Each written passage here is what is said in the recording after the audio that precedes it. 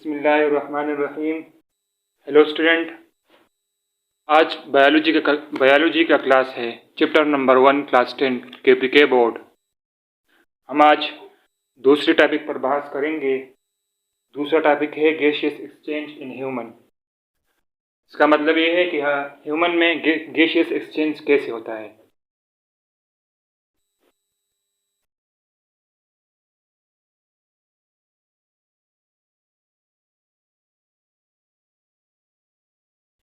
ये मैंने टॉपिक लिखा।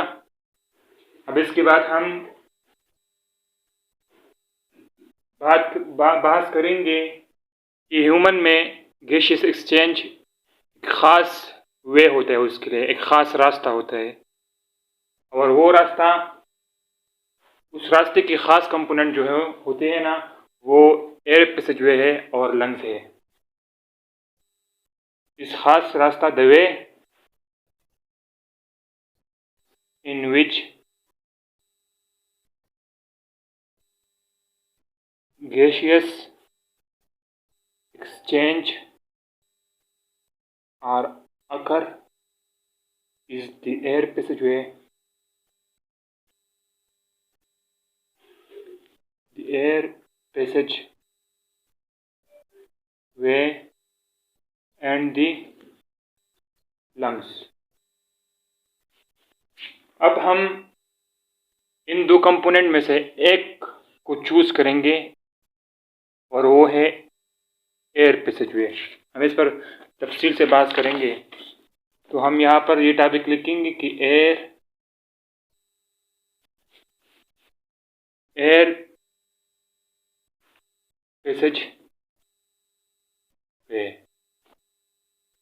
इससे साफ जाहिर होता है कि वो रास्ता जहाँ पर हवा गुजरती है तो उसे एयर पैसेजवे कहते हैं।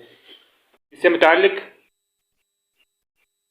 ये एयर पैसेजवे इंसान की नॉस्ट्रिल से लेकर लंग्स तक ये रास्ता गया है।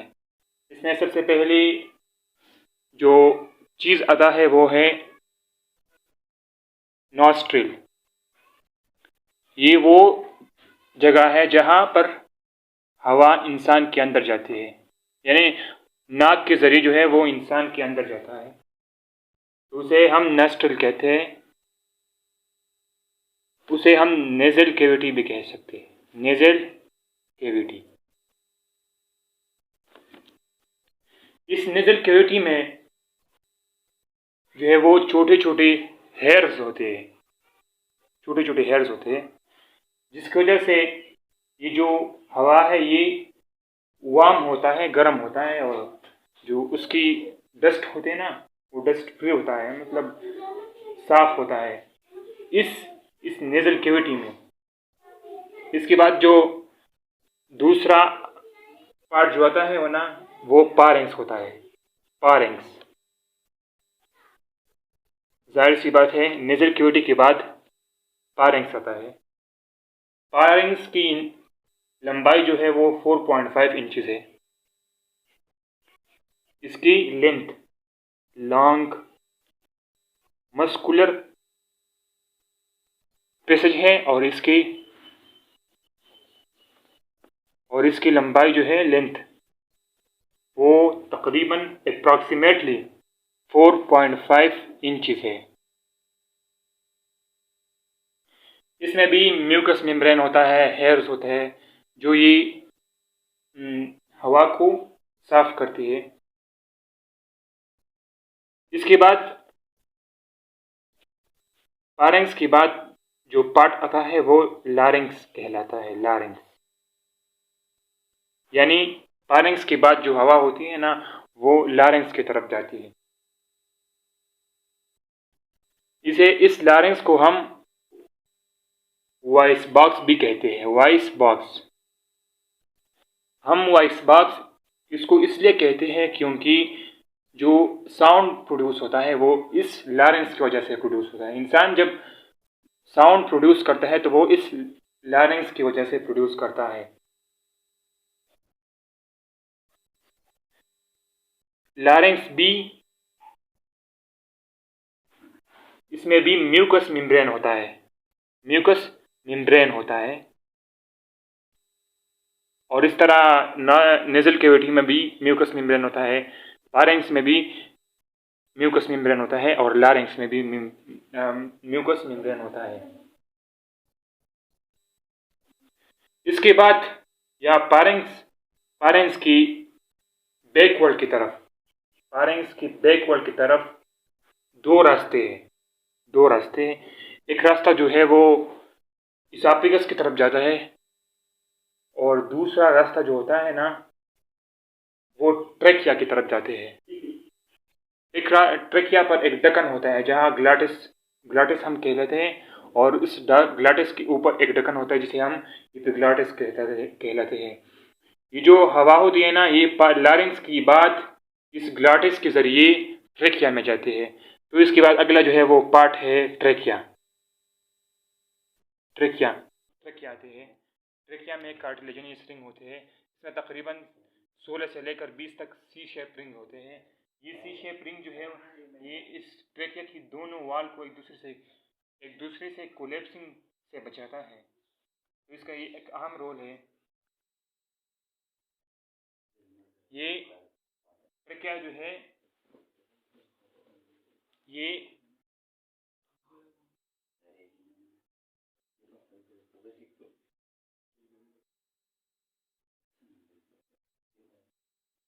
ये लेयरिंग से एक्सटेंड होकर it extend from larynx to esophagus।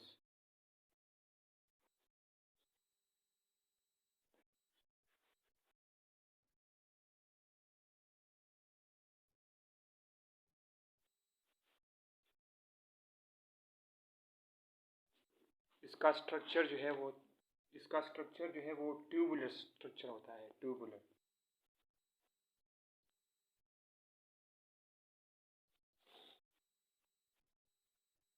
इसमें भी हेयर्स होते हैं जो हवा को साफ करते हैं, उसे गर्म करते हैं। ये ट्रकिया में भी ऐसा होता है। इसके बाद जो है वो अगला पार्ट जो होता है ना वो ब्रांकाई होता है। ब्रांकाई भी सी शेप स्ट्रक्चर होता है, सी shape structure.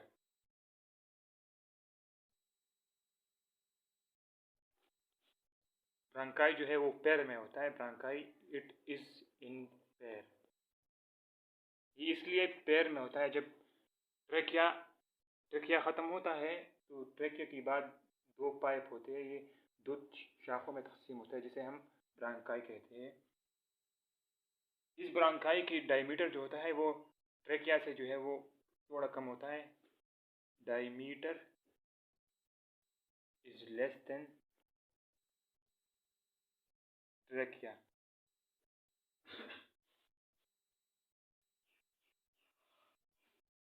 Diameter is less than trachea. इसके बाद ईच ब्रांकिस जो होता है ना वो एक अदर पार्ट को तकसीम होता है जिसे हम ब्रांकियोल कहते हैं। ब्रांकियोल ब्रांकियोल जिसे हम कहते हैं। इस ब्रांकियोल जो है इसमें कार्टिलेज नहीं होते। नो कार्टिलेज, इसमें कार्टिलेज नहीं होते। और इसकी diameter is less than bronchi, यानी कि ब्रांकियोल की डायमीटर जो है वो ब्रांकाई से कम होते हैं। इसके बाद आखिरी पार्ट आता है जिसे हम अल्वियोलस कहते हैं। अल्वियोलस ये आखिरी पार्ट है और ये this is a cluster of punches.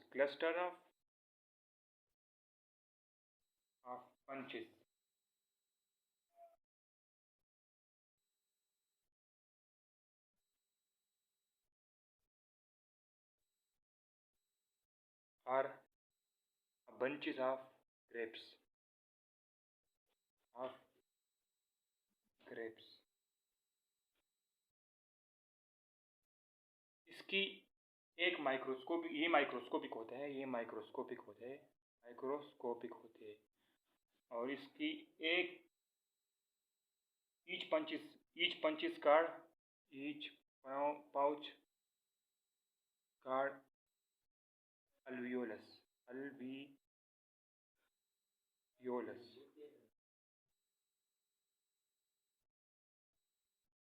It has thin wall। इसका जो वॉल होता है वो थिन होता है, और वो इसलिए कि इसमें आसानी से जो है वो गैसियस एक्सचेंज होता है। तो ये रहा आज का हमारा टॉपिक। शुक्रिया।